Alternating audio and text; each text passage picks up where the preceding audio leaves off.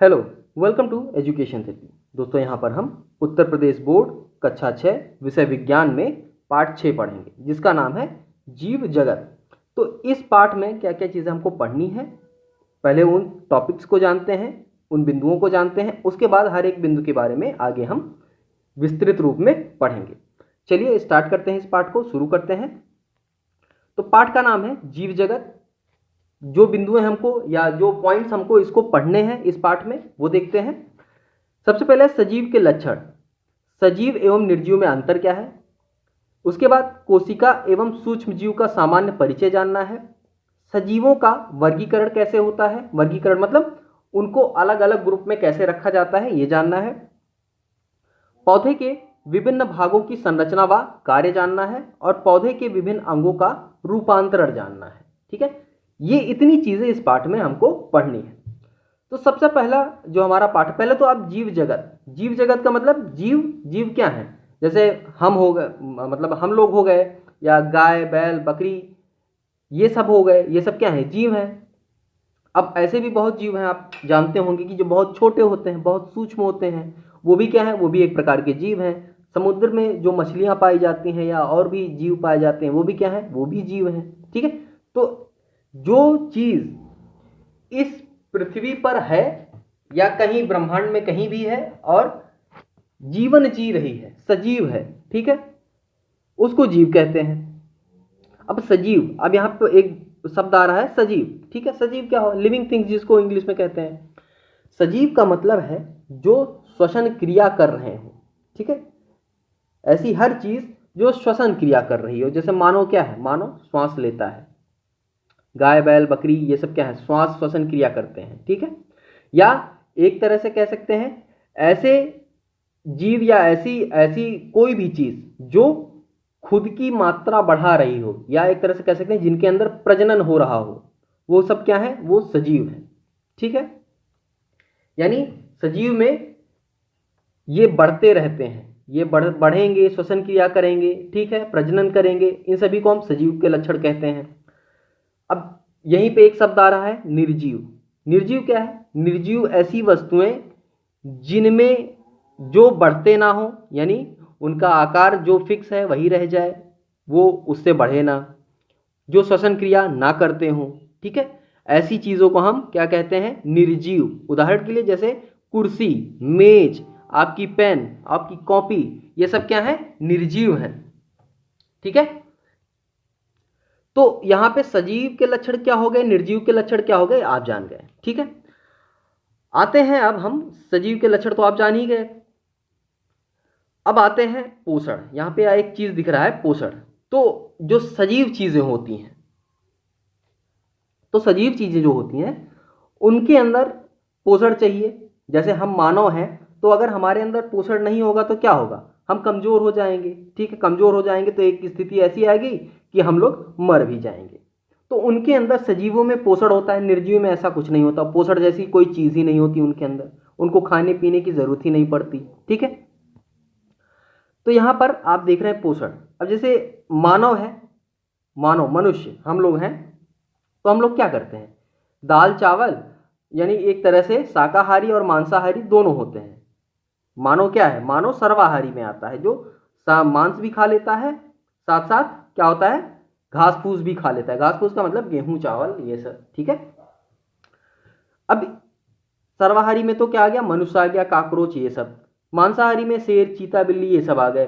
शाकाहारी में बकरी हिरन चूहा ऐसे जानवर आते हैं। पौधा क्या है, पौधा सूर्य के प्रकाश से और जो कार्बन डाइऑक्साइड गैस है उसकी उपस्थिति में और सौर्य प्रकाश की उपस्थिति में अपना भोजन स्वयं ही बना लेता है। ठीक है, क्लोरोफिल की मदद से उसकी पत्तियां जो होती हैं पेड़ की, वो खुद ब खुद अपने लिए अपना भोजन तैयार कर लेती हैं। स्वपोषित कह सकते हैं, ये खुद ब खुद अपना खाना निर्मित कर लेती हैं अपने लिए।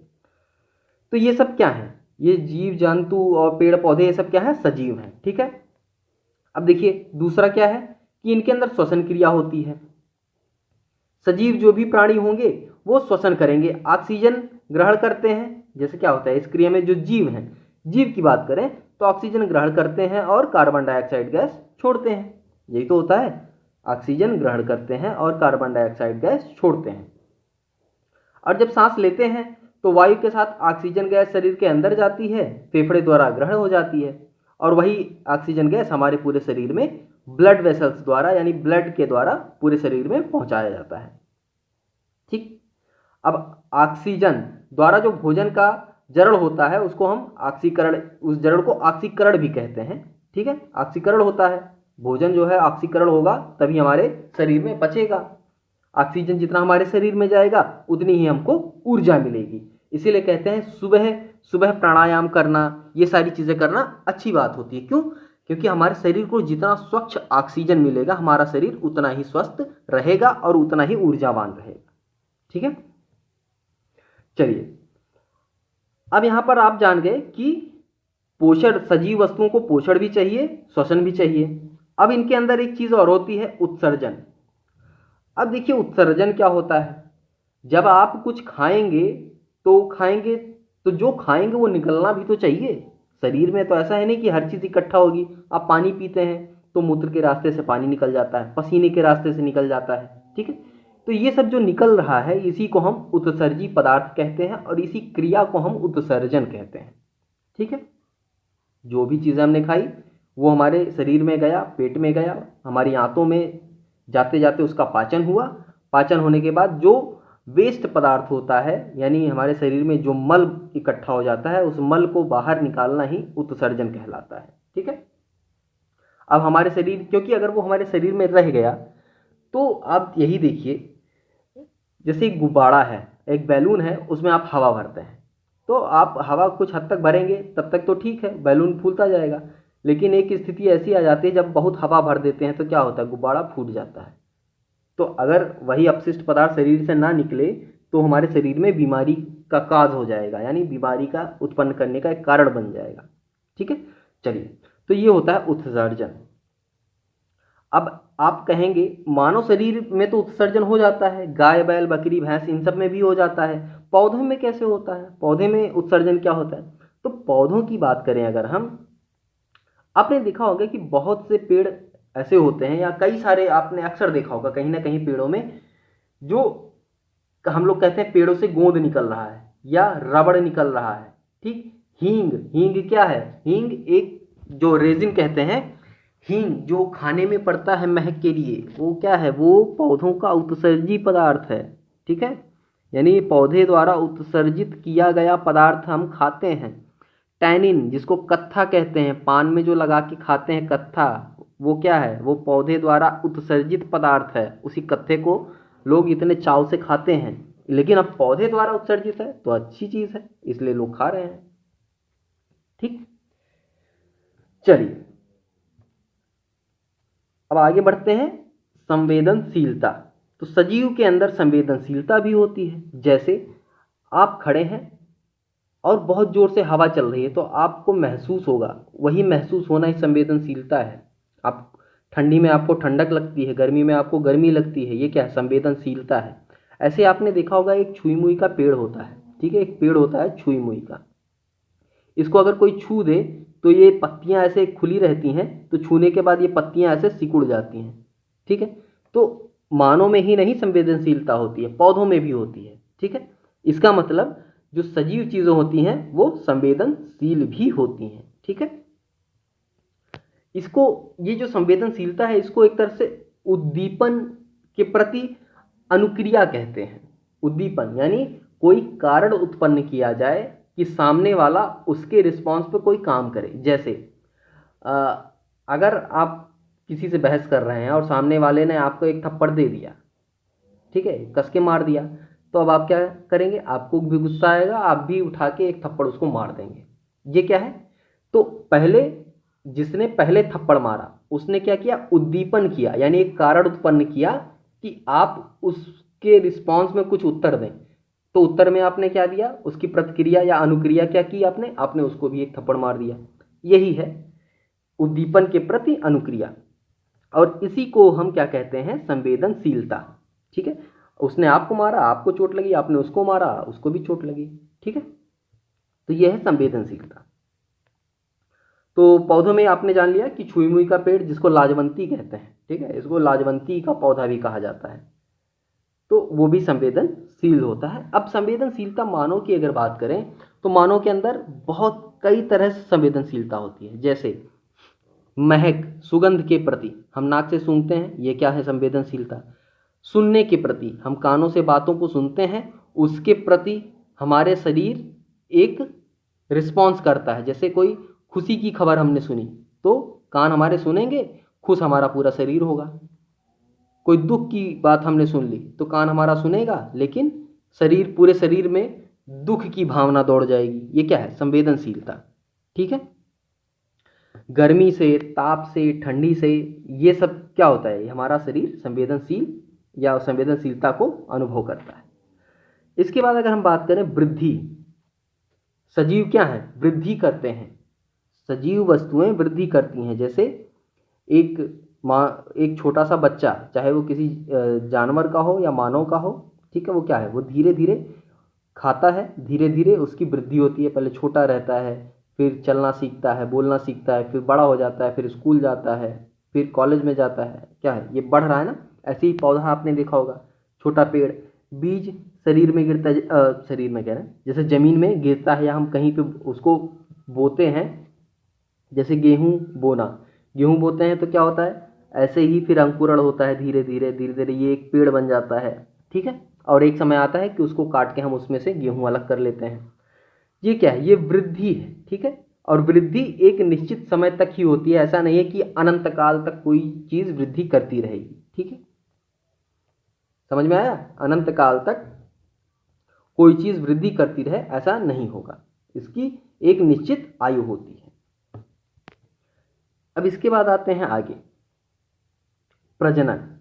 अब सजीव वस्तु है तो प्रजनन भी करेगा, ठीक। अब ये सारे गुण निर्जीव में नहीं होते, एक चीज़ याद रखिएगा, ये सारे गुण सजीव के अंदर ही मिलेंगे। तो अब आ गया प्रजनन। प्रजनन में मतलब, प्रजनन का मतलब आप जान लीजिए, कोई भी प्रजाति, प्रजाति का मतलब कोई भी जीव, कोई भी जीव, जानवर, जंतु जो भी है, वो अपने ही तरह के जब जीवों को उत्पन्न करता है, जैसा वो खुद है उसी प्रकार का जीव जब उत्पन्न करता है, उसे ही प्रजनन कहते हैं। इससे, इसको क्या कहते हैं, वंश को बढ़ाना। ऐसे हम कहते हैं ना, आपने सुना होगा, अपने बाबा दादा या नाना नानी, कहीं ना कहीं आपने सुना होगा कि कहते हैं खानदान को बढ़ाना, वंश को आगे चलाना, बढ़ाना। ये क्या है, ये प्रजनन क्रिया से ही बढ़ती है, ठीक है। जैसे आपने देखा होगा कि कुत्ते, जो कुत्ते होते हैं उनके छोटे छोटे बच्चे सड़क पे घूमते रहते हैं, ये क्या है, प्रजनन क्रिया द्वारा ये बच्चे पैदा होते हैं। मुर्गी के अंडे, चिड़िया के अंडे, गाय का बच्चा, ये सब क्या है, ये प्रजनन के द्वारा ही जन्मते हैं और फिर धीरे धीरे बड़े होते हैं और फिर ये प्रजनन करते हैं और अगली पीढ़ी को बढ़ाते हैं।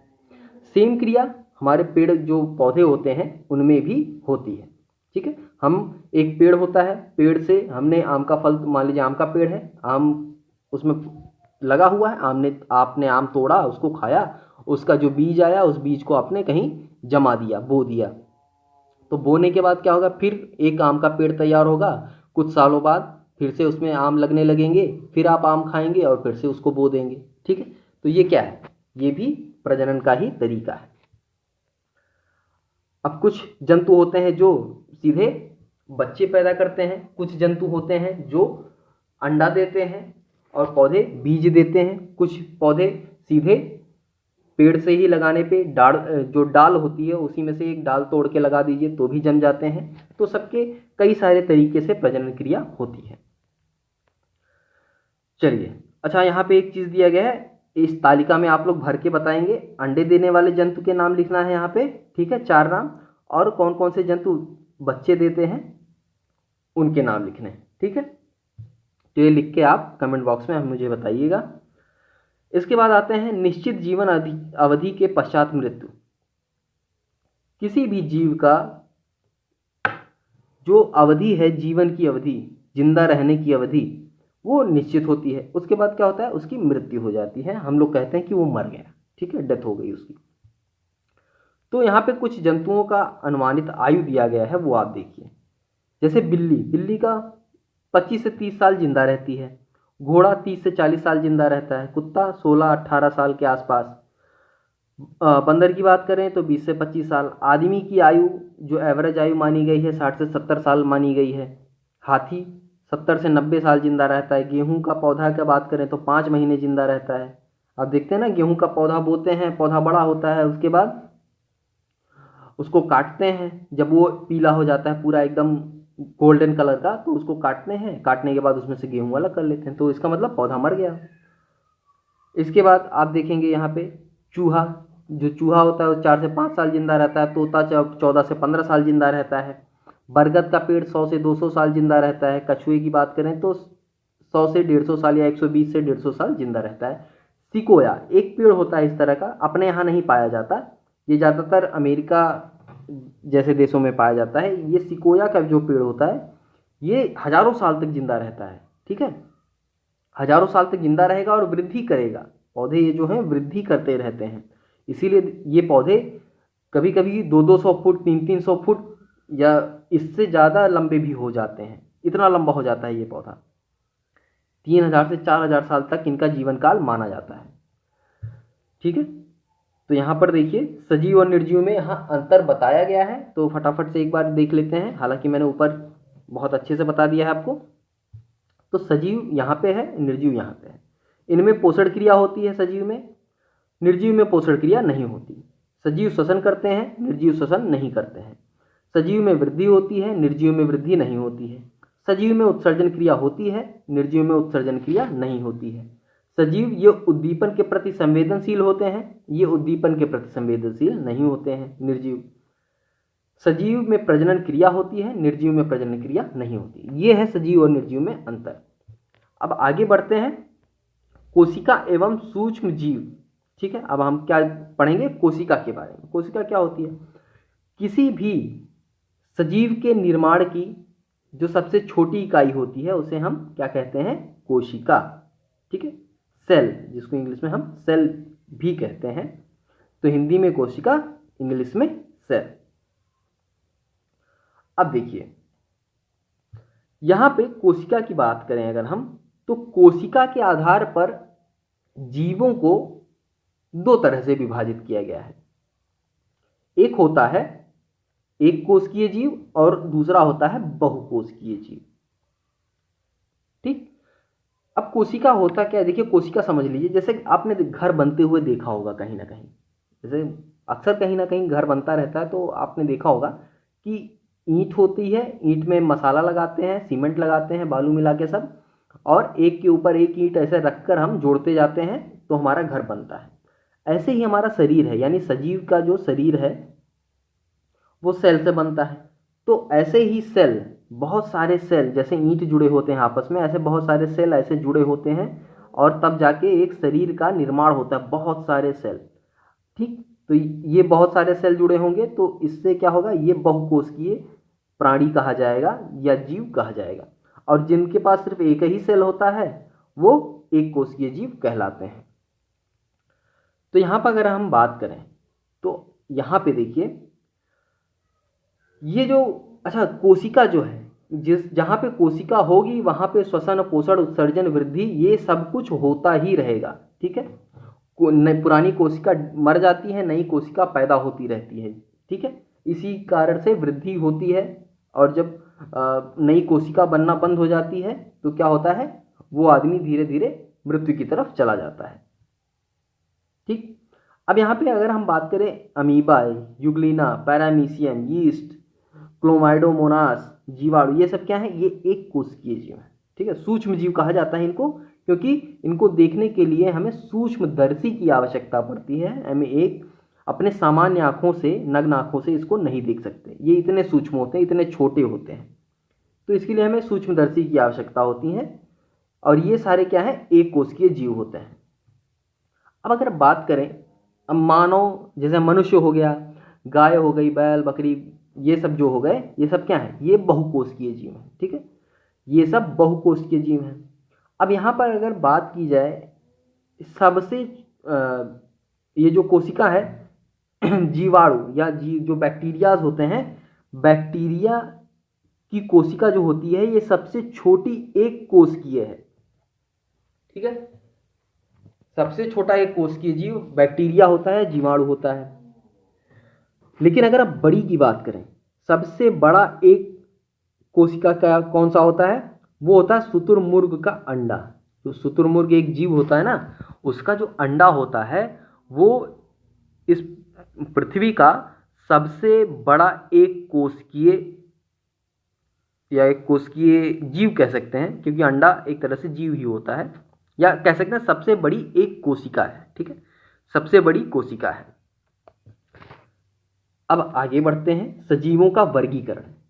सजीव क्या होते हैं, किसे कहते हैं, ये सारी चीज जान गए। अब इनका वर्गीकरण कैसे होता है, इनको अलग अलग भागों में हम कैसे बांटते हैं, ठीक है, वो देखते हैं। अब वर्गीकरण की अगर बात करें, यानी जंतुओं के वर्गीकरण, ठीक है, अभी सजीव का वर्गीकरण था, अब यहाँ पे पहले हम जंतुओं का वर्गीकरण देखते हैं।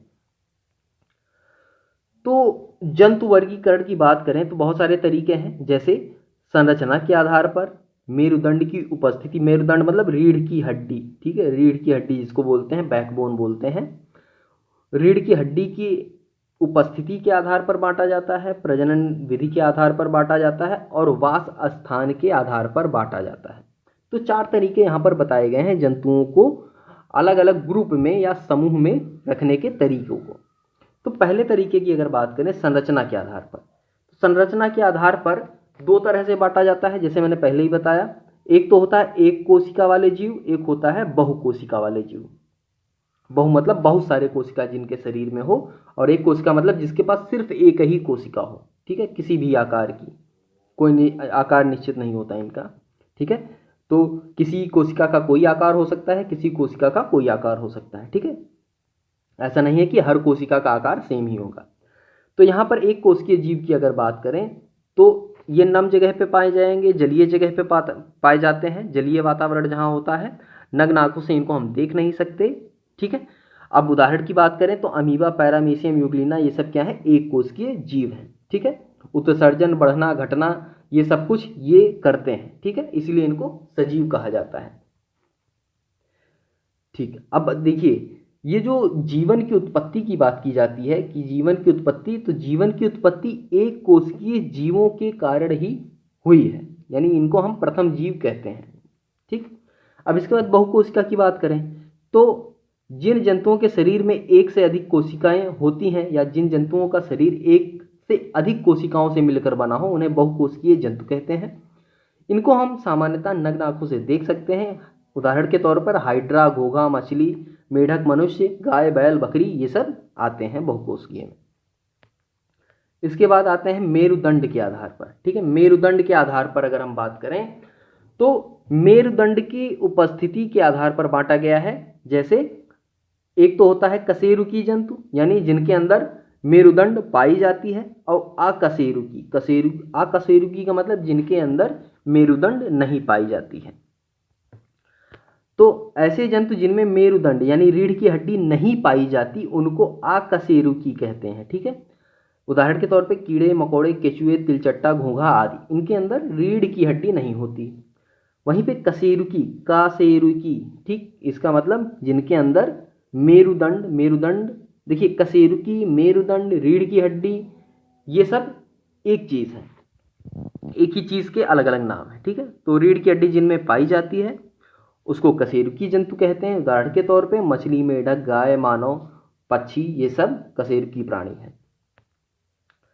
तो यहाँ पर देखिए चित्र में भी दिया गया है, अकशेरुकी में केचुआ हो गया, अमीबा हो गया, कीड़े मकोड़े ये सब हो गए, मछली, कछुआ, मेढक, छिपकली, कबूतर या चिड़िया, ये हो गया हमारा चूहा, ये सब कशेरुकी हैं, रीढ़ की हड्डी वाले जंतु।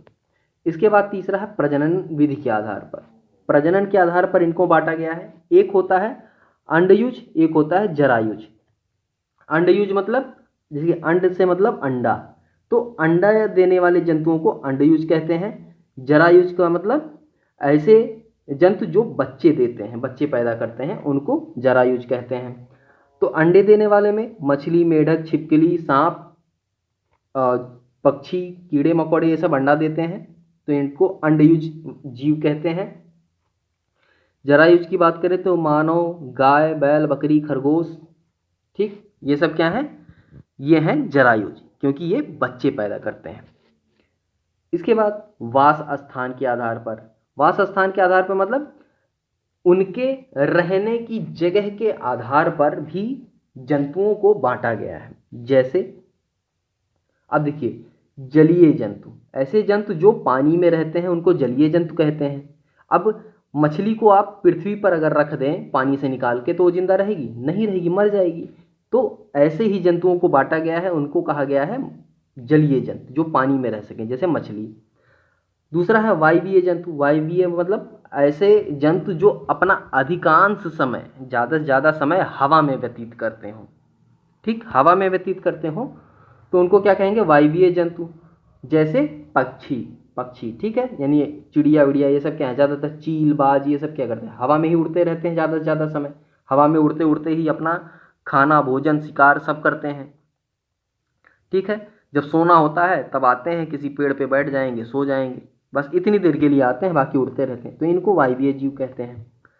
इसके बाद आता है स्थलीय जीव। स्थल मतलब जो जमीन पे रहते हो, ठीक है, जमीन पे किसी भी तरीके से जमीन पे रहते हो उनको स्थलीय जंतु कहते हैं या जीव कहते हैं। जैसे कुत्ता हो गया, बिल्ली, बकरी, मनुष्य, हम भी क्या है, हम उस पे रहते हैं ना, जमीन पे, पृथ्वी पे, तो उसको स्थलीय जीव कहते हैं। अब कुछ जंतु ऐसे हैं, बहुत खासियत होती है कुछ जंतुओं के अंदर, जो पानी में और जमीन पे दोनों जगह रह लेते हैं। जैसे उदाहरण में आप मेढक, कछुआ, मेढक हो गया, कछुआ हो गया, आप देखेंगे मगरमच्छ हो गया, ये सब क्या है, जमीन पर भी रह लेते हैं, पानी में भी रह लेते हैं, दोनों जगह रह लेते हैं। तो ऐसे जंतु जो जल और स्थल दोनों जगह पे रह सकें, जीवन यापन कर सकें, उन्हें हम उभयचर जंतु कहते हैं। ठीक है, उदाहरण के तौर पे मैंने बता दिया, उदाहरण क्या है, मेढक, कछुआ, मगरमच्छ, ये सब। अब आते हैं आगे, यहाँ पे देखिए तालिका में ये सारे लिखने हैं, सब कुछ मैंने बता दिया है, आप ये तालिका भर के मुझे बताएंगे।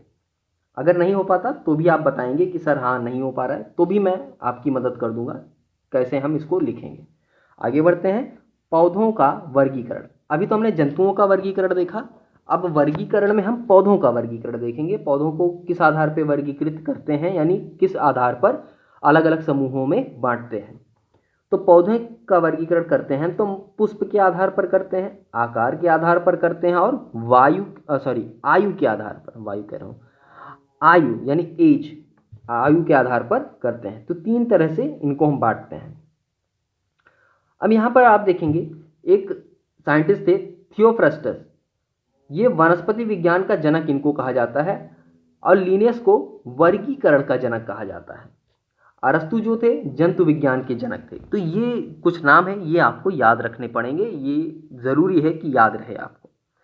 वनस्पति विज्ञान की बात की जाए तो थियोफ्रस्टस ने खोज इसके बारे में बताया था सबसे पहले। इसके बाद वर्गीकरण का जनक कहा जाए, यानी समूहों में बांटने का बात किया था लिनियस ने, और अरस्तु को जंतु विज्ञान का जनक कहा गया था। चलिए अब यहाँ पर आगे बढ़ते हैं, पुष्प के आधार पर पौधों का वर्गीकरण। तो यहाँ पर 2 तरह के हो जाएंगे, एक तो हो जाएगा पुष्पीय पौधे, एक हो जाएगा अपुष्पीय पौधे। यानी ऐसे पौधे जिनमें पुष्प लगते हों उनको पुष्पीय पौधे कहेंगे, जैसे गुलाब, सरसों, सूरजमुखी, आम, कुमुदनी आदि। या सरसों का पेड़, ये सब क्या है, इसमें फूल लगते हैं, तो इनको हम पुष्पीय पौधे कहते हैं। इसके बाद अपुष्पीय, ऐसे पौधे जिनमें पुष्प नहीं लगते, इनको हम अपुष्पीय पौधे कहते हैं। उदाहरण में जैसे कवक हो गया, शैवाल हो गए, मार्स, फर्न, ये सब क्या हो गए, ये सब पौधे ही हैं। कवक, शैवाल, ये सब क्या हैं, पौधे हैं, लेकिन इनमें कभी पुष्प नहीं आते। ठीक है, तो ऐसे पौधों को हम अपुष्पीय पौधे कहते हैं। चलिए अब आगे देखते हैं। आगे अगर हम यहाँ पर आए तो आकार के आधार पर पौधों को बांटना। आकार के आधार पर अगर हम पौधों को बांटते हैं, 2 तरह के हैं यहाँ पे। एक तो हो गया 3 तरह के, एक हो गया शाक, एक हो गया झाड़ी, और एक है हमारा वृक्ष।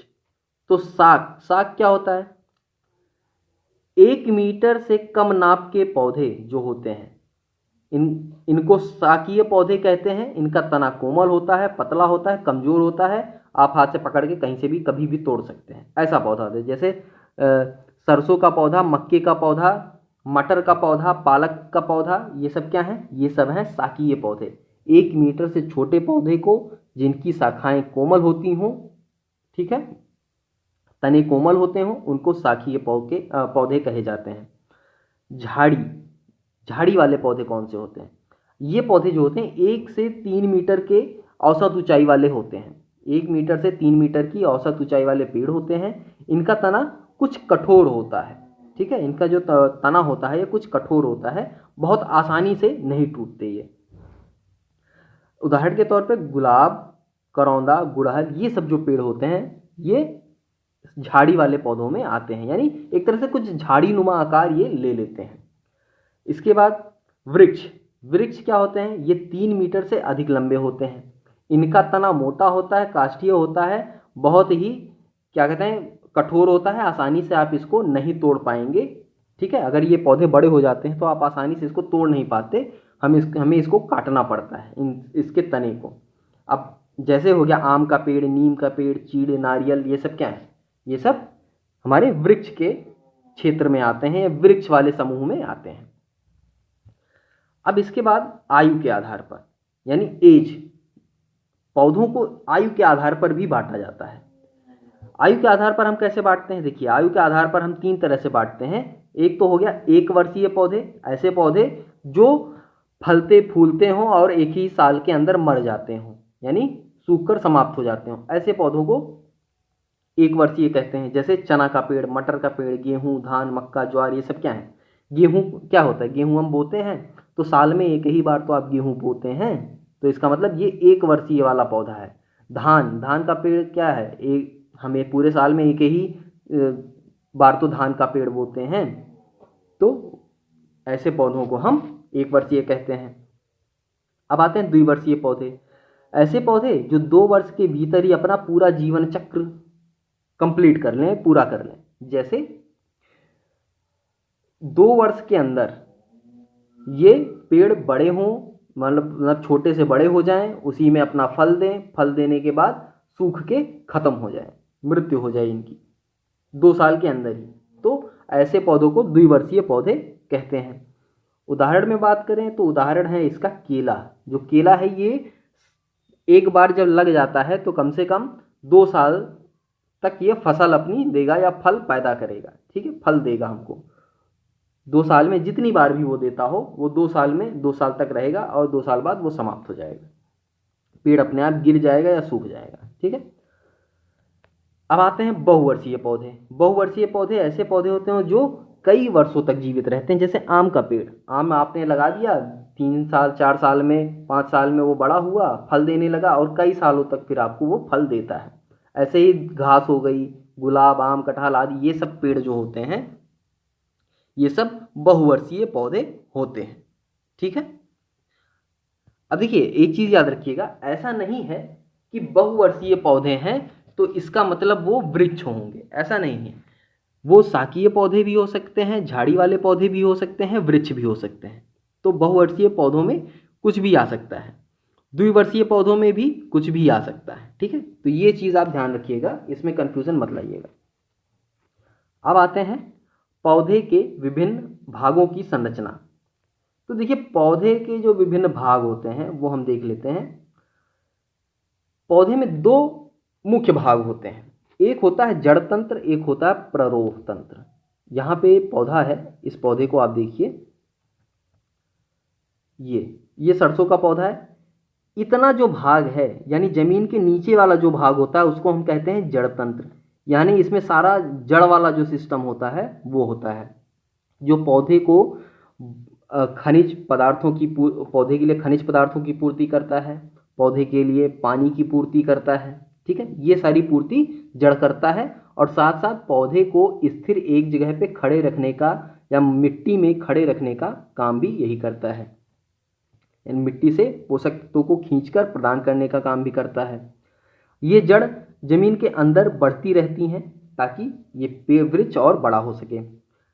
और जमीन के ऊपर वाला जो भाग होता है इसको प्ररोह तंत्र कहते हैं, यानी जो ऊपर की तरफ बढ़ता रहे उसको प्ररोह कहते हैं, ठीक।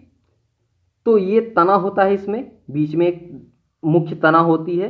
ये मुख्य तना बाकी इससे जुड़ी हुई जितनी भी ब्रांचेस, पत्ती, फूल, पौधे, तना जो भी होंगे उनको मुख्य रूप से खनिज और पानी का फ्लो प्रदान करती है, पानी प्रदान करती है इसी के थ्रू। जैसे आपके घर के अंदर टोटी लगी है और आप पाइप से उस टोटी को कनेक्ट कर दें और पानी घर के बाहर ले जा रहे हो, उस तरह से यह तना कार्य करता है।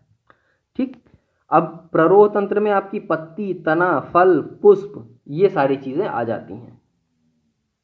अब यहां पर जड़ की बात करते हैं। तो जड़ भी कई तरह की होती हैं। जड़ की बात करें अगर हम, तो यहाँ पे एक जड़ होती है मूसला जड़, एक होती है अपस्थानिक जड़। ठीक। तो दो तरह की जड़ होती हैं। इन दोनों जड़ों के बारे में थोड़ा सा जान लीजिए। तो आप यहां देखेंगे, आगे आप यहां देखिए मूसला जड़। मूसला जड़ क्या होती है? देखिए मूसला जड़ में क्या होता है, इनमें प्राथमिक जड़ होती है और उन प्राथमिक जड़ों से कुछ और जड़ें, द्वितीयक तृतीयक जड़ें निकलती हैं। ठीक है। जैसे यहाँ पे आप देख रहे हैं प्राथमिक जड़ है और इस प्राथमिक जड़ से कई सारी जड़ें आप देख रहे हैं ये निकली हुई हैं। ये देखिए यहाँ पे ये सारी जड़ें। ठीक। तो ऐसी जड़ों को हम क्या कहते हैं? मूसला जड़ कहते हैं। ठीक। उदाहरण में चना, मटर, सेम ये जो पौधे पाए जाते हैं इनकी जड़ें जो होती हैं मूसला जड़ होती हैं। वहीं अपस्थानिक जड़ की बात करें, अगर आप अपस्थानिक जड़ की बात करेंगे तो यहाँ पे आप देखेंगे अपस्थानिक जड़ों में एक ही जगह से सारी जड़ें निकलती हैं, एक ही जगह से निकलेंगी। ये देखिए सारी जड़ें एक ही जगह से निकलती रहती हैं इसमें। ठीक। तो ऐसी जड़ों को अपस्थानिक जड़ कहते हैं। इसमें अगर उदाहरण की बात करें तो आप देखेंगे गेहूं, धान, मक्का ये जो पौधे होते हैं, ऐसे पौधों की जड़ें जो होती हैं ये अपस्थानिक जड़ कहलाती हैं। इनमें जो बीजों से निकले मूलांकुर की जो वृद्धि होती है ये कुछ वृद्धि या कुछ लंबी होने के बाद रुक जाती है, यानी इनकी जड़ें बहुत अधिक गहराई तक या वैसे नहीं जाती। चलिए, या इनको झकड़ा जड़ें भी कहते हैं। झकड़ा जड़ या रेशेदार जड़ भी कहते हैं, तो ये भी याद रखिएगा। अपस्थानिक जड़ों को हम झकड़ा जड़ या रेशेदार जड़ भी कहते हैं। चलिए अब आते हैं तना। तना क्या होता है? पेड़ में तना एक ऐसा भाग होता है वृक्ष का जो जमीन से खनिजों को प्राप्त करके, पानी को प्राप्त करके, बाकी ऊपर के हिस्से में जितने भी जुड़े हुए भाग होते हैं उन सभी को ये पहुंचाता है। तो तने का ये कार्य है। दूसरा कार्य है पौधे को सीधा खड़ा रखना ताकि वो ऊपर की तरफ अच्छे से वृद्धि कर पाए। अब यहाँ पे देखिए, थोड़ा सा नीचे आते हैं। यहाँ पे आप देख रहे हैं एक संधि है, पर्व संधि, या इसको गांठ कहते हैं। आप जैसे गन्ने का पेड़ देखे होंगे तो बीच में दो भागों के बीच में एक गांठ जैसा होता है, इस गांठ को पर्व संधि कहते हैं। और एक भाग को, जैसे ये दो भाग हैं तो इसको कहेंगे पर्व संधि और एक भाग को हम पर्व कहते हैं। ठीक है। बाकी पत्ती तो आप जानते ही जानते हैं। तो इस तरह से जो तना है ये कई भागों में बटा होता है। तो पर्व संधियां, जहां पौधे पत्तियां जुड़ते हैं वहां भी पर्व संधि होती है। चलिए, तो ये संधि होते हैं। आप यहाँ देखेंगे ये जो पत्ती है, पत्ती में आप देखेंगे ये पीपल के पेड़ की पत्ती है। यहाँ ये देखिए तना है, इस तने से ये पत्ती जुड़ी हुई है, इसको बोलते हैं पर्णाधार। ठीक। और इस डंडी, ये जो डंडी है, ये जो डंडी ऐसे जा रही है, यानी यहाँ पे ये देखिए, यहाँ से जुड़ने के बाद ये जो डंडी जा रही है इसको बोलते हैं पर्णवृंत। ठीक। पर्णवृंत। बाकी इतना हिस्सा जो होता है इस हिस्से को हम पूरी पत्ती कहते हैं या पर्णफलक कहते हैं। ये मध्य सिरा है, बीच में ये मध्य सिरा कहलाता है। और पर्णाग्र मतलब जो पत्ती का सबसे ऊपरी भाग या सबसे आगे वाला भाग होता है। ठीक। ये भाग होते हैं। इस पत्तियों में पत्तियां हरी क्यों दिखाई देती हैं? क्योंकि इनके अंदर क्लोरोफिल पाया जाता है और इसी क्लोरोफिल की मदद से पत्तियां अपने लिए सूर्य के प्रकाश में भोजन तैयार कर पाती हैं। चलिए, ये हो गया। इन पत्तियों में छोटे छोटे रंध्र होते हैं या छिद्र कह सकते हैं। ठीक है। ये छिद्र होते हैं। ये छिद्र क्यों होते हैं? ये जो पत्तियां होती है ना, इन पत्तियों के नीचे की तरफ ऐसे छोटे छोटे छिद्र होते हैं। ठीक। यहाँ पे छोटे छोटे छिद्र होते हैं यहाँ पे। ठीक। ये छिद्र क्या करते हैं? ये छिद्र उत्सर्जन का काम भी करते हैं, साथ साथ प्रकाश संश्लेषण में जो वाष्पोत्सर्जन होता है, साथ साथ जो ऑक्सीजन निकालते हैं या कार्बन डाइऑक्साइड ग्रहण करते हैं, ये सभी इन्हीं के द्वारा होता है, इन्हीं छिद्रों के द्वारा। अब देखिए पुष्प, पुष्प पौधे में एक भाग पुष्प होता है।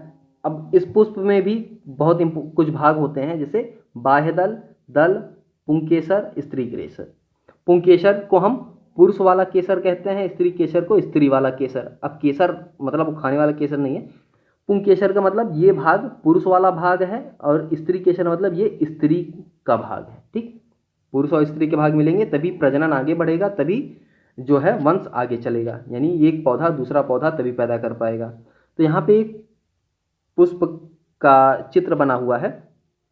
तो पुष्प पौधे से जहाँ जुड़ा होता है उसको बोलते हैं पर्णवृंत, और जो बाह्य भाग पे पुष्प ऐसे रखा होता है उसको जो होता है बाह्य दल कहते हैं।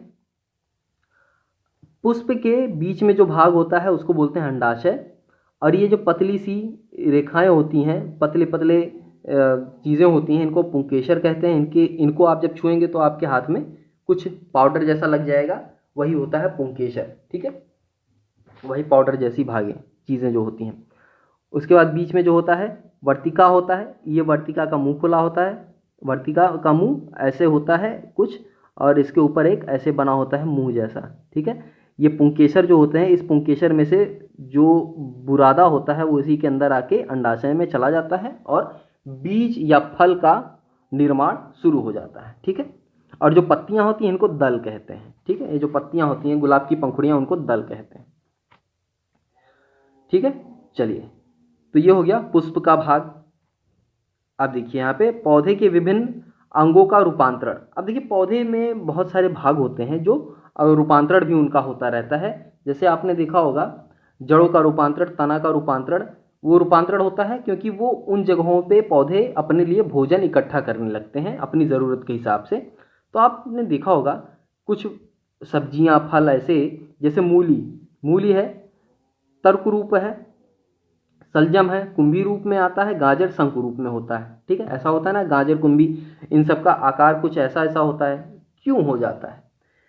अब यहाँ पर अगर हम बात करें तो यहाँ पे गाजर, मूली, सलजम, चुकंदर, ये सब आपने देखा होगा कहीं ना कहीं, कभी ना कभी देखे होंगे। यहाँ पे ये सभी जो होते हैं मूसला जड़ों की प्राथमिक जड़ों का रूपांतरण इनमें हो जाता है। जैसे यहाँ देखिए सलजम का ये प्राथमिक जड़ का रूपांतरण हो गया, बाकी जड़ें ऐसे यहाँ लटकी हुई दिखाई दे रही हैं। ठीक है, तो प्राथमिक जड़ अपने अंदर क्या हुआ, इस प्राथमिक जड़ ने अपने लिए या अपने पौधे के लिए एक भोजन का संग्रह कर लिया अपने पास। ठीक है, इसीलिए इसका रूप ऐसा हो जाता है।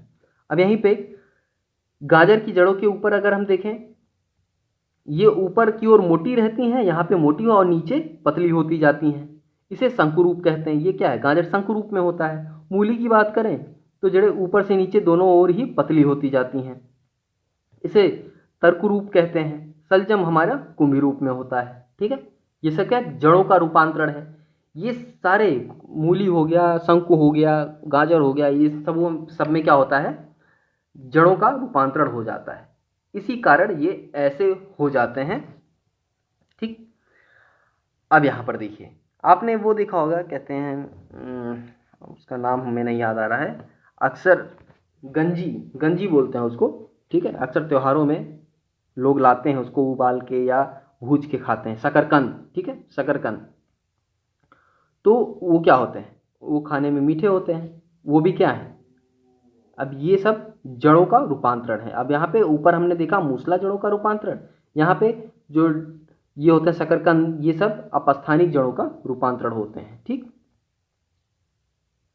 चलिए आगे देखते हैं। यहाँ पर हम भोजन संग्रह के लिए तनों में रूपांतरण। अब तना, आपने देखा कि पौधे अभी तक भोजन संग्रह के लिए जड़ों का रूपांतरण, यानी जो जड़ जैसी होती थी वैसी ना होकर के कुछ अलग तरह की हो गई।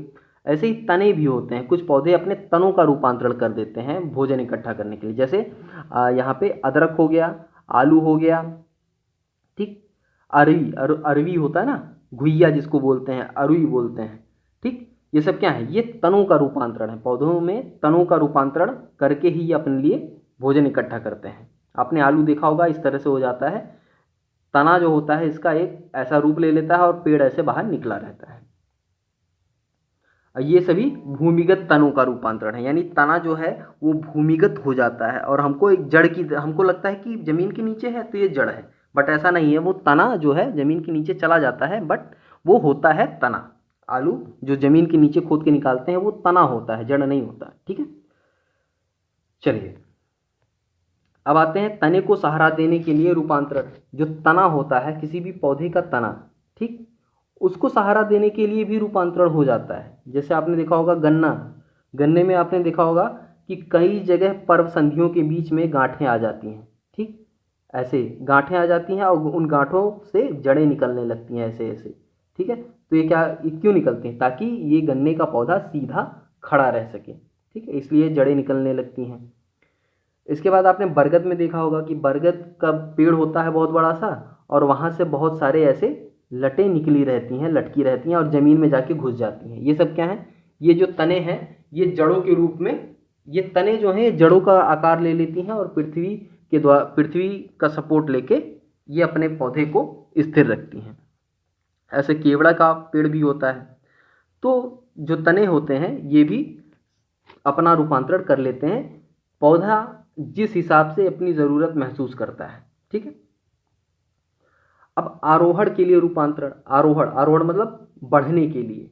तो आपने देखा होगा बहुत सारे पौधे होते हैं जिनमें इस आकार के, यानी इस आकार की ये जो कुंडलियां हैं, इस आकार की चीज़ें निकलती हैं। ये क्यों निकलती हैं?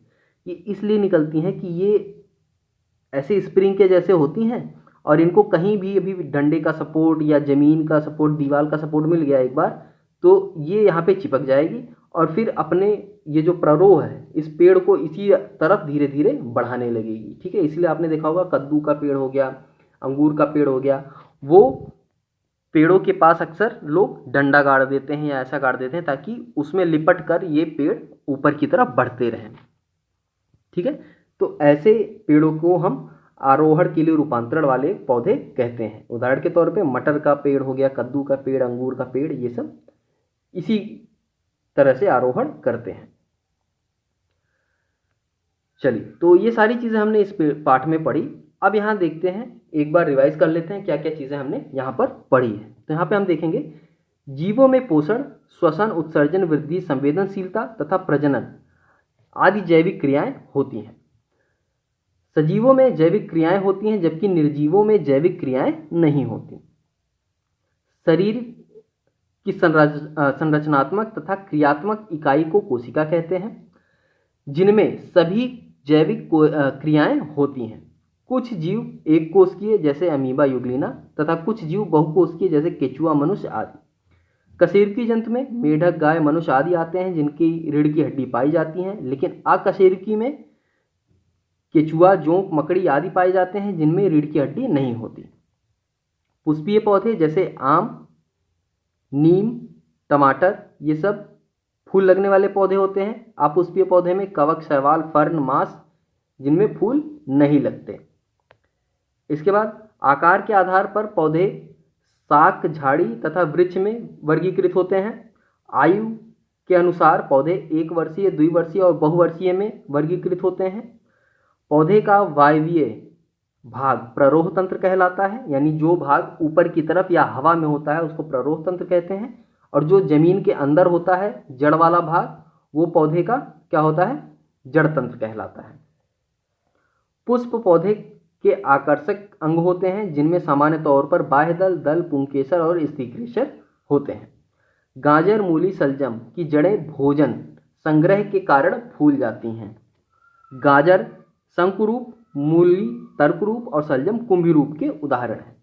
आलू, अदरक तथा अरबी भूमिगत तनों के उदाहरण हैं। ठीक है, ये चीज़ें बहुत ध्यान से सुनिएगा। और प्रातन कमजोर तनों के आरोहण में सहायता करते हैं। प्रातन मतलब जो अभी मैंने दिखाया ना, ये ऐसे आकार से ऐसे ऐसे करके स्प्रिंग वाले बने थे ऐसे, यहाँ पे जैसे प्रातन किसको बोलते हैं? ये जो चीज़ है ना, ये जो स्प्रिंग वाली चीज़ है, ये स्प्रिंग वाली, ये प्रातन कहलाते हैं पौधे। ठीक है, ये पौधे को बढ़ने में मदद करते हैं। अब यहाँ से आपके अभ्यास प्रश्न स्टार्ट हो गए हैं। उम्मीद करता हूँ ये अभ्यास प्रश्न जो हैं ये सारे आप आसानी से कर पाएंगे। खासतौर से जो विकल्प चुनने वाले हैं, सही गलत और रिक्त स्थान भरने के लिए, स्तंभ का मिलान करने के लिए, ये सारे प्रश्न तो आप कम से कम कर ही सकते हैं। ठीक है, आप कोशिश करिएगा जितना मैंने पढ़ाया है आप अगर ध्यान से पढ़े हैं और अगर नहीं कोई चीज़ समझ में आए तो वीडियो को एक बार फिर से देखिएगा, आपको सारी चीज़ें बहुत अच्छे से समझ में आ जाएंगी।